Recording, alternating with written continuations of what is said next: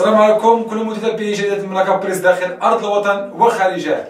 أرانا عندك برنامج يستضيف سيدي هشام المعروف في وسائل التواصل الاجتماعي ببسالته ودفاعه عن المراكشيين وتتبعه الدائم للشأن المحلي بمدينة مراكش. السي هشام عفيف هو رئيس جمعية شباب دبشي للرياضة وأمين مال ائتلاف الجمعيات الرياضية التربوية بجهة مراكش أسفي. فمرحبا بسيدي هشام في بلاطو مملكة بريس. الله يكبر بك ومرحبا بنا في برنامج ديال أرى ما عندك بقناة يعني مملكة بريس تي في. فاحنا هنا من جينا أرى ما عندك الصراحة. أرى سيدي اش تقول لنا ما حنا خو القريبة. مرحبا بسيدي هشام. سيدي هشام انت رئيس جمعية منضوية تحت لواء عصبة الجنوب لكرة القدم المصغرة.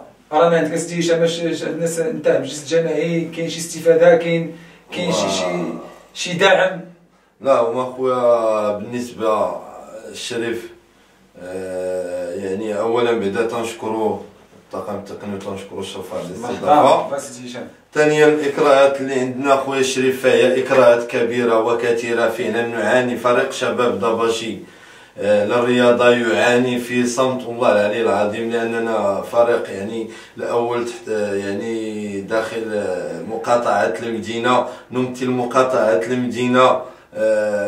يعني الناس عندنا في المدينة من تقول أنا واحد المرة قلت للرئيس أنا تنمثلك في المدينة، هو يقول لي انا اللي تنمثلك في المدينه. قلت له انا تنمثل المدينه في العصبه، واش هي انت تنمثل المدينه ما باقي شي واحد يمثلها. ان شاء الله اكراهات يعني كقاعه مغطاه اللي كاينه في باب الخميس اللي ما تعتوعناش، لان انا هو رئيس ما يمكنليش نتريني تما.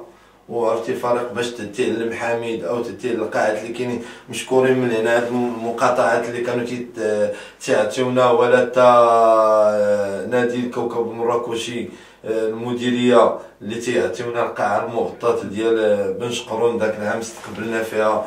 تنشكروا الرئيس ديال المكتب المديري اللي كان سي يوسف ضاير، والرئيس الحالي اللي الان مع السي يوسف ضاير قدم الاستقاله. ما عرفتش شكون الرئيس. يعني سيدي هشام تكلمتي لنا على بعض الاكراهات اللي تواجهها في قطاع الرياضه.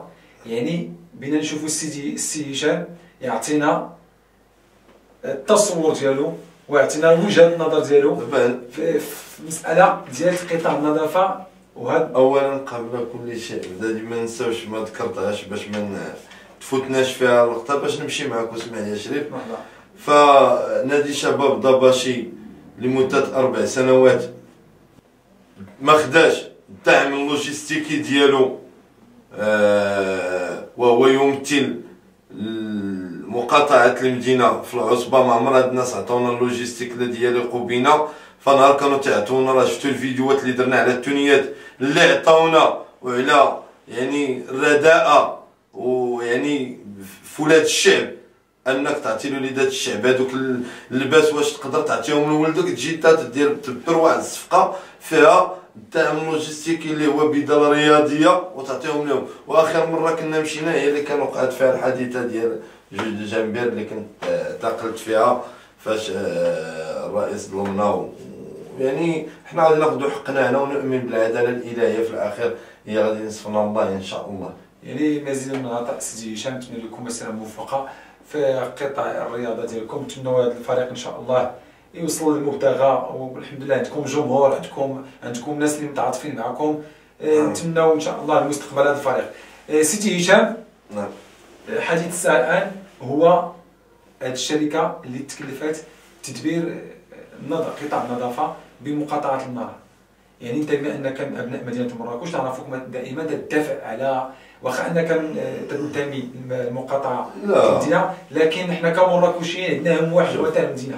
شوف يعني اعطينا التصور ديالك واعطينا حنا الحمد لله كابناء هذه المدينه. ف يعني مراكش حتى تخرج على الحدود كلها هي تتحسبها الحمد لله. هو يعني بلادك ومدينتك اللي انت كبرتي ليها وجيتي باش يعني تبي لها الخير وتمشي فيها ان شاء الله الى احسن ما هو يعني في التطلعات ديال سيدنا. لان سيدنا الله ينصرو في الرياضه، في القطاع الرياضي، فهو في الخطابات ديالو الله ينصرو ويطول في عمرو تيقول لك ان الشعب المغربي اصبح شعب شغوف بالرياضه، وان يعني القطاع الرياضي قاطره من قواطر التنميه. فيعني هاد المجالس المنتخبه يعني تدبيرها طيله هاد الخمس سنوات في القطاع الرياضي فهي كانت فاشله. ناس لا يفقهون للرياضي شيء، يعني ناس ما عندهاش مع الرياضه، واقولها من صغيرهم لكبيرهم نقولها له، ناس ما عندهاش مع الرياضه ولا تحترم الرياضي ولا المعايير الرياضيه. وكاينه الرياضه مشاكل على شتى انواعها، من الفرقه الكبيره حتى الجمعيه الصغيره، كل شيء يعاني. وهاد الناس هادو تيقضيو مصالحهم اغراضهم. هذا ميساج للناس المنتخبون ولا حتى الناس التي تشرف على الاقسام الرياضيه والثقافيه. ناس لا تفقهوا في الرياضه شيء وما تيتعاملوش مع الرياضه.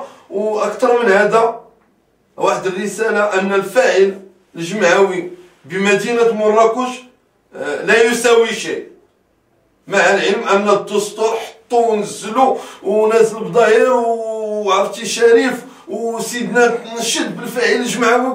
الفاعل الجمعوي داخل مدينه مراكش فاشل ومحقور وما تيتعاون معاه حتى حد، وما كاينش افاق ولا يجي شي منتخب ويدير شي دوره تكوينيه او يعني فاشل على حسب التعبير تاع المنتخبون. هما المترجمين ديال مدينه مراكش فهو مجتمع تبارك الله فاشل. ما فهمتنيش اش بغيت نقول لك انا بعد فاشل ماشي فشلت.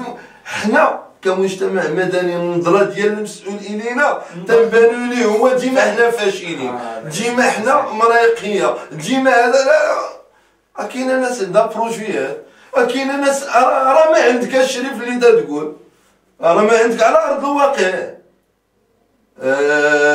الخافي سوتيران معايا الارضيه.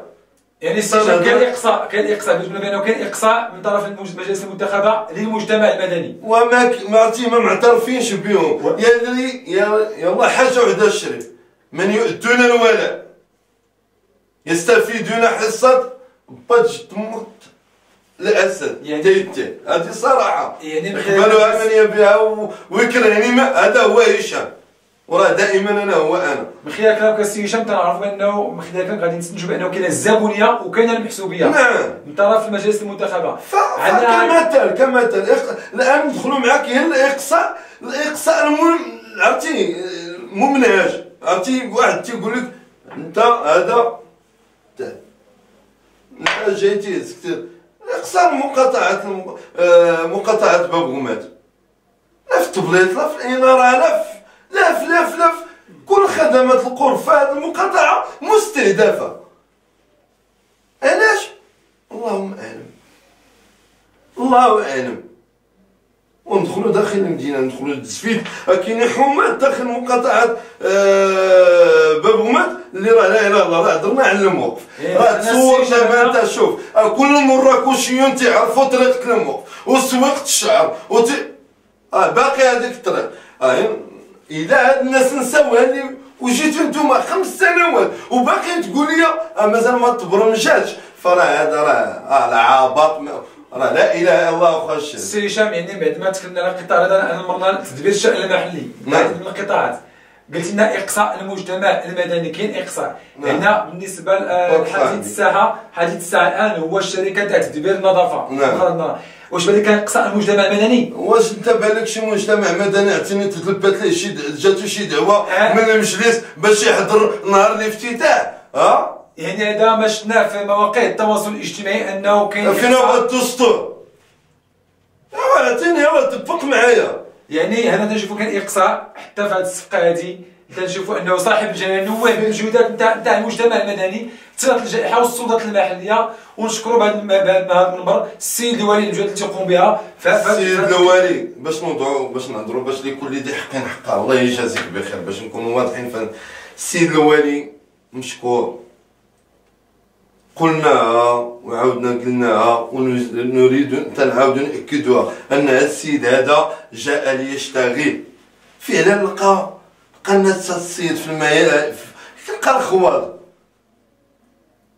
حنا عندنا الثقة في الرجل الذي وضعه صاحب جلالة الملك، وصي على رعايا صاحب جلالة. حنا هما الرعايا ديال سيدنا، حنا عندنا الثقة في هذا السيد هذا. هادشي ما هادي لا يناقشها، يتنال في مراكش، جاء من اجل مصلحه وقدم مصلحه ولا زال يشتغل، وحنا مشكورين وتنشكروه. السلام عليكم. سيد ولي يشتغل. اتكلم عن المنتخب. المنتخب فاشل لا يشتغل. دابا عاد بينا نشوفوا تحركات، عاد بينا نشوفوا فتح احزاب. انا نقول لك واحد الحاجه، انا بصراحه واش كذا هكا كاينين احزاب حتى هي اللي خصها تاكل راسها، خصها الفلاقه. ونحن واش الشبيبه ما تتخدمش تتبقى عام، عاد يجي يقول لي بغينا نديرو وبغينا نفعلو ومنتخب وواحد. حنا كساكنة المدينه وكولاد مراكش وكغيورين على هاد المدينه خصنا منتخب القرب. خصنا داك الانسان اللي تيعيش معاك وتيعرفك وبيخدم مدينته وساكن فيها. واش واحد في كذا في لا بالمري، واحد في جهه تريبل فايف، وحنا نسكا الله يسهل المشكل لما يقرب. ودابا واش بيعرف مشكل واحد البيت واش تغطى ولا بيت في الزنقه متشرد؟ واش بيعرف؟ واش فاض هاد الواد في قاع الموقف؟ واش فاض هذا في واحد راه الناس راه لا اله الا الله. واش هاد البوله طافيه؟ واش هاد خدمات القرب من البيال هاد راه لا فهمتيني؟ راه الساكنه راه سيدنا تيشيد بها وتيشيد بالمواطنين وبالخدمه للمواطنين ويعطيونا. راه الا ما عندكش سير تستراح، عفى الله عما سلف وخلي الناس اللي بغات تشتغل. راه المغرب الان والاستحقاقات ديال 21 فهي الكفاءة. راه كفانا من واحد ما راه الله يجعل اللي ما عندوش يمشي، راه اللي ما يستاهلش ما ينزلش. راه المغرب الكفاءة صافي المحسوبيه وهادشي حنا صافي فتناش هادشي عشنا حنا. لا تصور انا عشنا هاد المحسوبيه وصافي حنا دابا تنعيشوها، ولكن ما تنتصورش انا ولدي اللي كبر ابغي يشوف هادشي هذا زعما باقي يعيشو. فالله يرحم المدام مغرب الرقم، انا مغرب العولمه، مغرب الحداثه، مغرب يعني اللي فتوا يعني هاد الناس هادو سالت وقيتو صافي. يعني سيدي هشام انا ما بلاش نقاطعو السي هشام لانه دائما تيهضر بحنان، تيهضر بغيره، تيهضر من القلب ديالو، ما خليتك تهضر. شكرا الشريف قلت داخل ديالك. انا والله ما عندي ما نقول، لا ما عندكش جريدة المملكة بريس هو منبر اللي ما لا منبر له. حنا اللي بيتكلم مرحبا به، حنا اللي توصل واحد الرساله للمواطنين، توصل رساله للراي العام. مرحبا استاذ، مرحبا سيدي هشام. دابا مثلا تسمح لي واحد يوحق الله العلي العظيم، ويعني ما يكملش عليا هاد الليله اللي كتبت فيها. ثق بيا اخويا الشريف. البارح تغتيت انا وواحد صاحبي، مشينا تغتينا نظرا دابا لهاد الاجراءات اللي كاينه الاحترازيه كاينين لونبورتي، ودخلنا للمنتزه ديال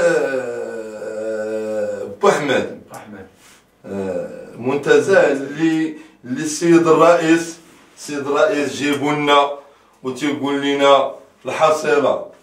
تغتيت انا وعاودتي والله الا عرفتي راه حشمت. والسيد ولد كازا ماشي ولد مراكش. وتغتينا وانا رئيس جمعيه وجي عندي هو وتعرفني رئيس جمعيه وجي من كازا وتا هو فاعل جمعوي وجينا تما حطينا زعما في الطبيعه وكلينا وشربنا. هذا الشيء معروف على الناس تاع مراكش السجن. الناس تيجيو مثلا عندك مراكش ما تيبغيوش يدخلوا في الدار، تيقول لك خرجنا لهاد الجريده ولا خرجوا لهاد البلاصه هادي. المهم مشينا كمنتزه لهذاك السيد بينا دخلنا كذا. المهم تغتينا فاش جمعنا هذاك الشيء بسالينا بغينا لنغير سلوكنا ونولي انا مواطن يعني زبلي خصني ندير بوبيل ونلوحو حاويه للقاع. اقسم بالله الا هضرت منتزه هكذا با احمد تقول له هو ما لقيت حاويه في هذاك الزبل ديال هذيك الماكله وحق الله العظيم. وبقى فيا الحال مع هذاك السيد هو يقول لي ماك اخويا شحال متقل ولا هو بيضاوي نطلعها عليه انا ولد مراكش.